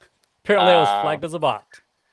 yeah, F so I you. think I think that's what they're saying. It's like everyone's already kind of claimed, so let's just like get rid of this unknown variable and let's stabilize the price essentially. But I yeah, there's a lot of stuff going outside of in the market anyways that I don't think it's all purely like Pengu's fault or Lucas. Like Oh, I stocks was are like, selling. Lucas? I'm like, how's Lucas catching strays? I was thinking pods. Sorry. No, no, yeah, no. I'm just saying like in Wait, general, also the like fact that Lucas, like you thought Pause Lucas before you thought Pudgy Oh hell yeah! Penguins Luca I Nuts. have no relationship with the other Lucas. I'll defend Lucas to a degree. Obviously, we're all human. I'm sure he's made mistake. I won't defend someone for stupid things they do. Right? This is the whole Unlonely arc all over again. If you go do something stupid, that's on you, bro. I'll defend Unlonely the app. I'll defend Grace. But like if you're dumb and you do your things, that's on you. But Lucas, as far as like I know, he's a solid dude. And he's built an awesome platform. So yeah, I'm gonna go to war for him. Let's go. Have you been following the Unlonely show they're doing right now, by the way? A little bit, because it's coming through my TikTok, which I set up only after it got unbanned. I have not been on TikTok my whole life, but I literally only jumped onto it, and so I'm catching the feed from there. How did you get banned from TikTok? If you No, no, Oh, no. the Yeah, app. yeah, Gotcha. yeah. And I only jumped on after it got unbanned. So literally this year, a couple of weeks ago. So like last week. Yeah. literally last week. My wife and my daughter actually has been on there for years, and they have a huge following because of that. They got on there when it was brand new, so they have a pretty Oh, significant really? Wait, following. what's their account? I ain't sharing. That's a private account. I don't want that account tied to mine, right? This is going back to the whole don't bind these wallets together. By the way, GM Time Inc. on YouTube saying the same thing. Wallets are used for different reasons, and agreeing on what is the purpose for Web3. My guess is they're talking about in context of like the whole ability to have some privacy with the way that you use these wallets. Which, speaking of wallets and privacy, I heard, and correct me if I'm wrong. I know I'm like jumping around different points here, but that the new administration is going to unban Tornado Cash. Like that's a huge win for privacy. Yeah, Yeah, but they got I to do didn't the see that. samurai team as well too, though. They did what? Sorry. I think for it to be like a slam dunk, like for me to like go to sleep warm in my jimmies, like I need it to be Tornado Cash, the Samurai team, the Whirlpool team. So this is like Bitcoin privacy and probably Monero. Like figure out something with Monero, you know. They all of those folks are in jail. Yeah, Samurai team's in jail. They got captured in Portugal. They're for those that are like not Oh as shit. deep in the BTC world. They're the like Whirlpool like coin mixer team. Same Hmm, concept as Tornado Cash essentially. I think they actually went to jail before Tornado Cash. To interesting. be honest, yeah. So all those guys that are doing the BTC mixing, they're in jail too. So free the dev, I mean, they free the they privacy freed people. Ross Ulbricht, so I imagine that it's only a matter of time. Because I feel like if you're gonna release someone from jail, is not the dude that created a marketplace for, you know, uh, those type of activities that seemed, if anything, on paper more nefarious than just providing a mixer. But who knows? Eye of the beholder, I suppose. Because I never used Silk Road, but I did use Tornado Cash as a way of like providing privacy for myself in terms of like, sending funds from one wallet to another. If, like, for example, I'm earning for my work money, but I need to fund a new wallet, send it through Tornado Cash. So the relationship between them is unlinked. That's about it. There's no nefarious activity happening. And so I was like, oh, that was kind of a bummer to see that go away. But we'll see. Maybe in not too distant a future, we'll see anybody who's advocating for privacy be released from jail. They also seized the funds too because they took some of my Bitcoin From that Silk was in Road? the no from well yeah that too but from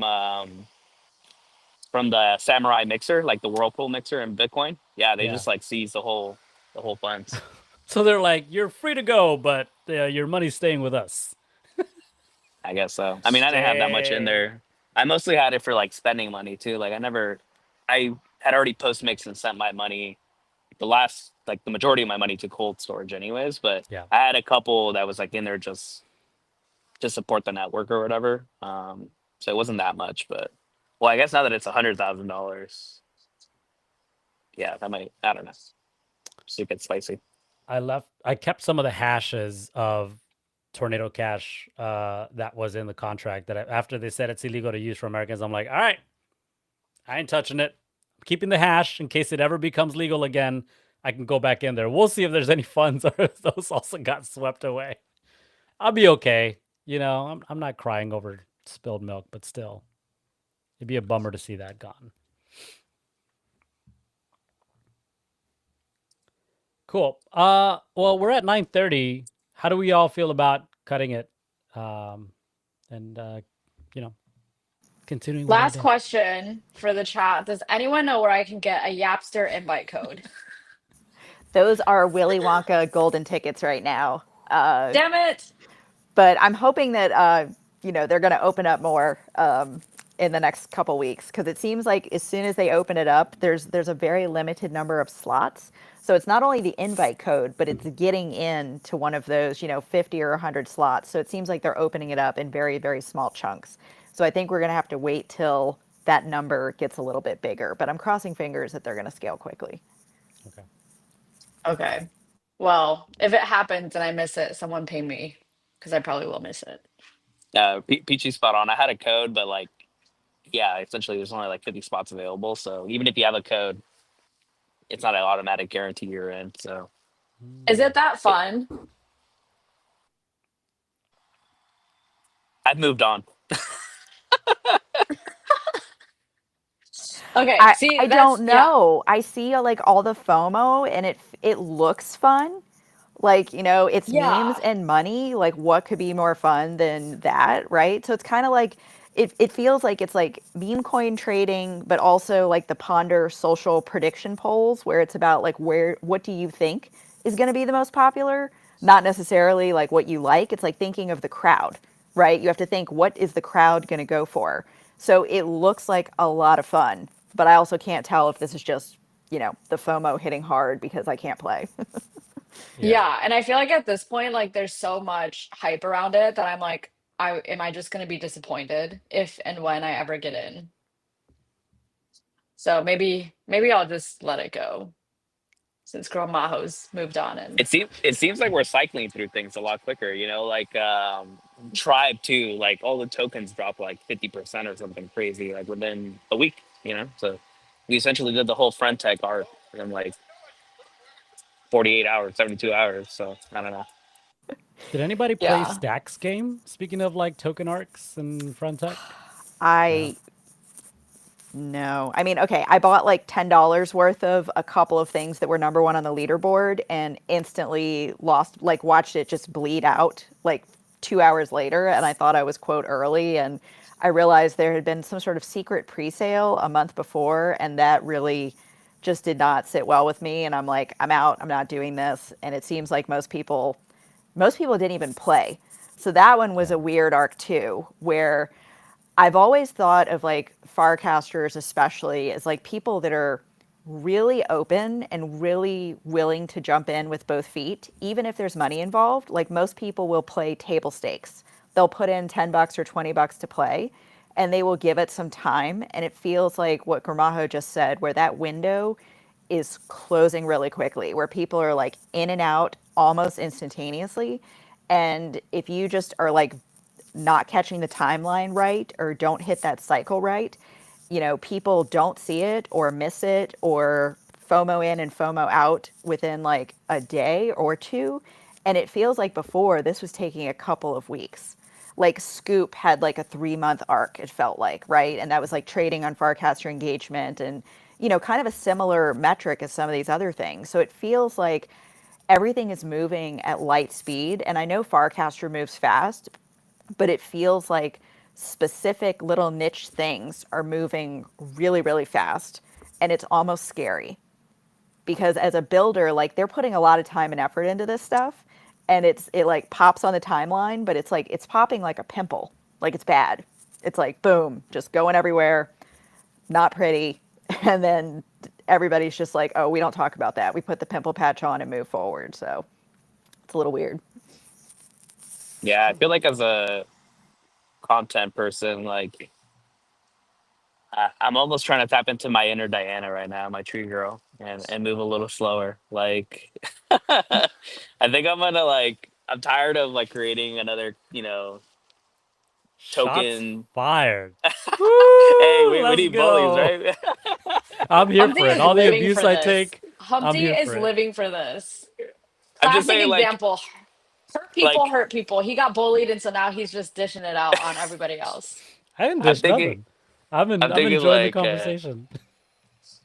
like almost going back to like bar cards, like I'm like I think I just got to go back to that, man. Like it's still kicking, it's still moving, like like I can't be hopping from like meta to meta, like hey buy my token here, hey buy my moxie here, and like hey buy this token and then do that.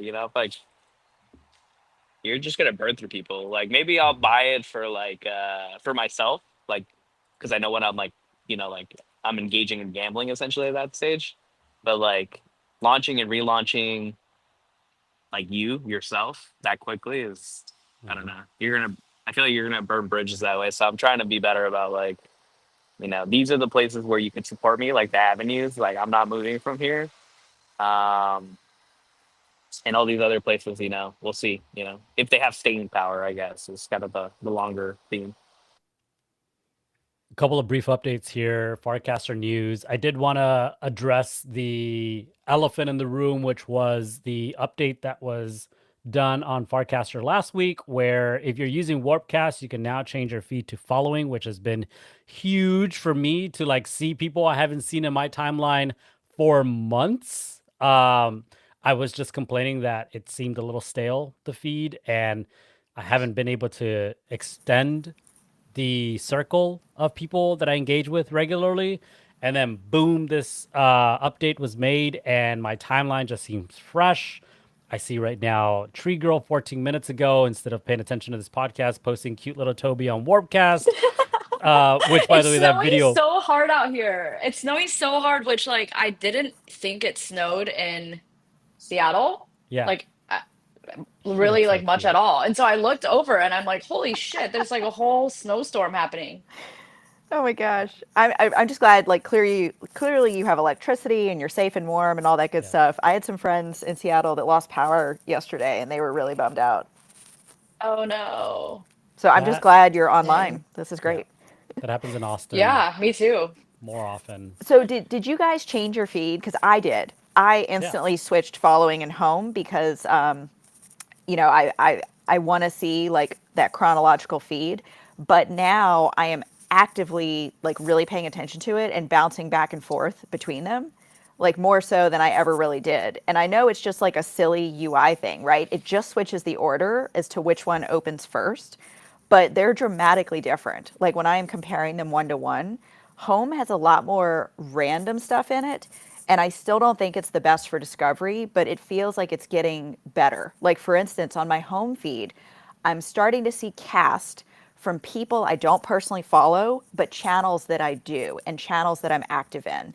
And to me, this is something I've always wanted to see. Like, I think I have a better chance of connecting with someone because we share something like a similar topic, or you know, we're passionate about something, rather than just seeing like a random cast of theirs that was boosted that says, oh my god, I'm boosted, like I'm not going to follow that shit. But if it's like in a channel and I'm like, oh, you're talking about a topic I care about, I'm much more likely to click on your profile. So I do miss that. hmm Like I miss seeing that in the trending feed, but I also love like seeing every single person I follow, and hmm I can tell like when my followers are on, like, you know, when people I follow are online. And I'm very lucky that I follow people kind of in all the major time zones, like America, Europe, Japan. So my following feed is always pretty fresh, but it's also making me realize like I'm gonna have to go rebuild my following, which I've been doing very slowly. I did this dramatic unfollow everyone, and I thought I would refollow people organically, and I've tried my best. Like I did like 2 months, right, of like follow people organically, and it's not working. I'm not seeing people that I used to see in my timeline, even with highlighted comments, and I have to go re-seek them out and add them manually. So I'm going back through like my group chats and like adding people one by one, but like it is much harder than I thought to discover people. And even these are people that like I know I want to follow because I followed them before. I was just hoping I would see them pop up, and they don't. So you really have to work on making your feed what you want it to be. And hmm I didn't imagine it was this much work. And this new trending versus home versus following is making it very clear to me that like how much work you have to put into Farcaster these days to see what you want to see. Absolutely. I'm glad to see some of y'all's channels are blowing up because of this. Also, the other Farcaster announcement I wanted to make sure that I shared before we close out is the application for FarCon NYC is now open. I just recasted it. I shared it here in our group chat and on the X and YouTube chat. So if you're going to go, apply early. You don't want to miss this. It's going to be fun. Is it worth going to? I think Dude, you're so. going. Absolutely. Humpty and I You, met IRL at FarCon. we're If doing anything, a just to hang early out with morning crew Peachy meetup. for sure. Yeah. Figure you Just can't to knock find, them. just to figure out who Peachy is. Okay, Peachy well, may or may not give you some gifts that were not requested, but super fun. Oh, Speaking of of gifts, I the finally mailed illicit your guys' variety? gifts. oh, okay. I'm excited. I'm excited that pens are coming. That makes me very Yeah, happy. I finally got the pins. Yeah, I don't think I told you guys what happened, but I tried mailing them in a white envelope. Yeah, don't do that. I got What in trouble by happened? the USPS because they're Oh not flat. shit. Yeah, they're not flat, Oh, so they were like, "Don't ever do that." Uh, I'm like, "Okay." ooh, slap on the wrist. yep. I added an extra stamp. I thought with two stamps, I was like, "Here's a commission," Yeah, I like, thought it was Here's a more about tip. the weight. As long as you're "Here's a paying tip, for bro." it, who cares? I love it. You're like, I tipped in stamps, yo. Like, come on. Yeah, What's going exactly. on? I What sent a the extra Degen. one. Actually, Yeah, so I DJs are people that buy forever stamps low and sell when use them when they're super expensive. Yeah, Oh my gosh. yeah. I'm like, Oh, but yeah, baby, I bought these for 35 cents 15 years It ago. did. hell It yeah. did. Or That's an a arbitrage, quarter. dude. Like if you got those for a quarter, like, oh, that's like gold now, you know? Whew. Wow, I Yeah. wonder if anybody's ever done that comparison, like how much your stamp, like could you have invested in stamps and then Oh like yeah. resold them? Like, I bet you would have Yeah. made bank. But Tree Yeah. Girl, I gotta say, like, okay, so I've been to East Denver, I've been to like NFT NYC, I've done, Reddit meetups, like name the internet thing, I've done it. I hugged people at FarCon, like when I Yeah. first met them, and that was a really different dynamic for me because again, I don't know if it was just, timing, but I joined about this time last year. FarCon was like 5 months into my kind of Farcaster journey. But the fact that as soon as I saw people's PFPs and then put like a face, it was just like insta hugs. And it was Yeah. like mutual, like going for the hug, not the handshake. Yeah. And that just never happened for me at like any other crypto event. So I feel like so connected to Farcaster people in a maybe like in a I don't know like a weird parasocial relationship, but it felt kind of mutual. Like I follow you, you follow me, we talk online all the time. Now we're getting to like put faces to the names, and it felt really really good. And I feel like that energy is just going to be multiplied because like LA Venice energy is like super cool and chill and one thing, but like New Hmm. York energy is like electricity, it's sizzle. We all know. I'm It's coming for the dumplings. whew, I'm coming for the pizza. yeah, it's the Times Square lights and the Broadway Ooh. glitz. Like, it's going to be Oh, that kind of electric energy, and then multiplied by Farcaster people. Like, yeah. woof, it's going to be insane. I actually, I'm so glad you guys are all like sharing it. I looked, the character limit is 200 characters, which is not very much when you want to say why you want to attend this amazing event. But I definitely encourage people to apply and like apply now Yeah. because you can always be like, I changed my mind, I don't want to go. But I have a feeling that, Hmm. a couple thousand people are probably going to Yeah. apply today. I would even bet money that a Yeah. couple thousand people What's are the going to cap? apply. What's the cap on how They many have Probably people like can they have attend? not 500. said, and I'm sure they will try to make some adjustments. I mean, the issue with Venice was, I think what FarCon 2023 was pretty small, right? Like 100 people maybe even less than that. And then in 2024 they got like, 1,000 applications, and they were not prepared for that level of interest or growth. So I think you're going to see people that went to FarCon last year are definitely going to apply again. I don't think Yep. anybody who went is going to say, "Oh, I'm not going." Like Yeah. they might not go because it's not feasible to travel, but not because they didn't have a great time. I think every Yeah. single Okay. person I talked Gotcha. to said it was amazing. Yeah. I thought it was amazing. Like as soon as we hang up, I'm going to fill out my application. Like that's how Same. amazing I think it is.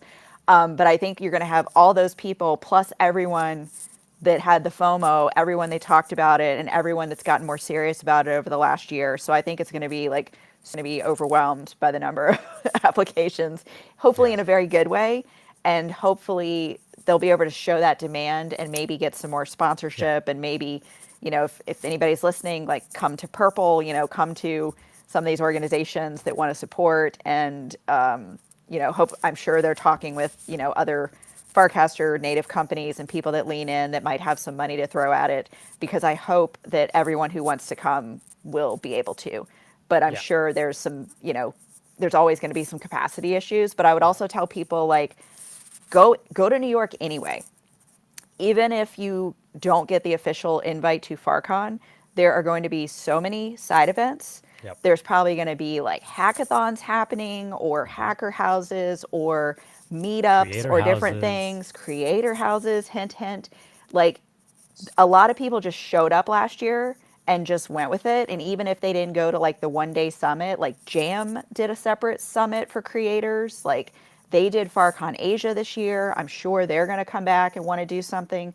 So even if, you get the, hey, we're at capacity email, I would not like give up on your FarCon dreams. I would still say like FarCon is bigger than just the event. Right. And there's going to be a lot of people that lean in and start putting side events around, and you will not be Hmm. bored. And like worst case, you will have 100 other awesome Farcasters to like just go eat food with and meet, and it will work out. Like everyone Yeah. who showed up last year somehow had a magical time, even without an official ticket. So I would tell people like, do that. Like Yeah. just come. It's gonna be amazing, Yeah. and we're gonna figure it out together. Diana, there's no excuse for you not to go. Period. I know. I'm always in. My sister lives in New York, so I'm always going to New York is very easy for me. There you go. Yeah. We'll see you all there. Yeah. If I do go though, I am down to do a soup dumpling or a dim sum crawl for anyone interested. Those are See, the meetups I'm going for. there you go. 100%. Already a meetup happening, right? And I'm sure Matthew with And there will events. be a Toby the cow dog meet and greet too. Boom. See, there we go. Look, there are 2 meetups already that are going to be on events.xyz. There's going to be an awesome dim sum crawl, and there's going to be a Meet Toby event. Like, I will sign up for both. Done. By the Okay, way, I'll fill the Gramajo application out. just jumped and said, gotta hop. I realized Gramajo's been walking for the last hour. Where is he walking I have to? no idea. I just realized he was outside this whole time on his phone walking. I was like, wait, he's been walking for an hour. Oh my God, that's dedication. He was I probably need to like, I can't know. find a quiet place, so let's just go out in nature. And it was probably not quiet at all. I think he didn't want to be on a boat again. So this time he took the train and just walked the rest of the way. Oh. Yeah, that's my guess. He was embarrassed previously, so now he's just taking a train and and walking. He's like, I'm not a sailor, damn it. I just whenever I see Gramajo, I assume he's on a boat. Yeah, usually. But today looked like he was on a train and now walking for an hour. So Mm. I'll have to watch this back and dissect his movements. yeah, find out wherever he was just now, architecturally was beautiful. I was like, oh, I was admiring like the concrete architecture in that building. I was like, that is pretty dope wherever he's at. Honestly, he's probably the reason we're getting views because you know how everybody's doing like the super ADD videos now where they're like cooking or like playing a game or doing something, walking around showing beautiful architecture while talking about something important. I love it. We're gonna have to tell Yeah. him like this is now his like his shtick, and he's Yeah. got to do it every Yeah. episode. Like he's got to take the beautiful walk, Yeah. you know. Yeah, no, if he's just gonna sit somewhere static, then like sorry, but we're booting you. Oh man. Yeah, I like how Tree Girl just asked in the group chat, were you just walking for the last hour? He's probably like, yeah. So I was like, I gotta go. I gotta sit down. Yeah, I'm tired. Alrighty. I gotta head to the gym, but before that, I have to fill out my application for Farcon. So Yeah, it I'm was gonna go great do chatting with that. y'all.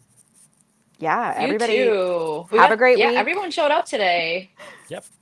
Good seeing y'all. All right, see you guys. All right, see you on the timeline. Bye. I think we're all uploaded. Yeah, we're good. Okay, I'm gonna bounce Yes, mine because says this thing good. keeps streaming sometimes. I don't know why lately. So It's all good. Mine uploaded, so I'm good to yeah, go. awesome. Bye. Bye.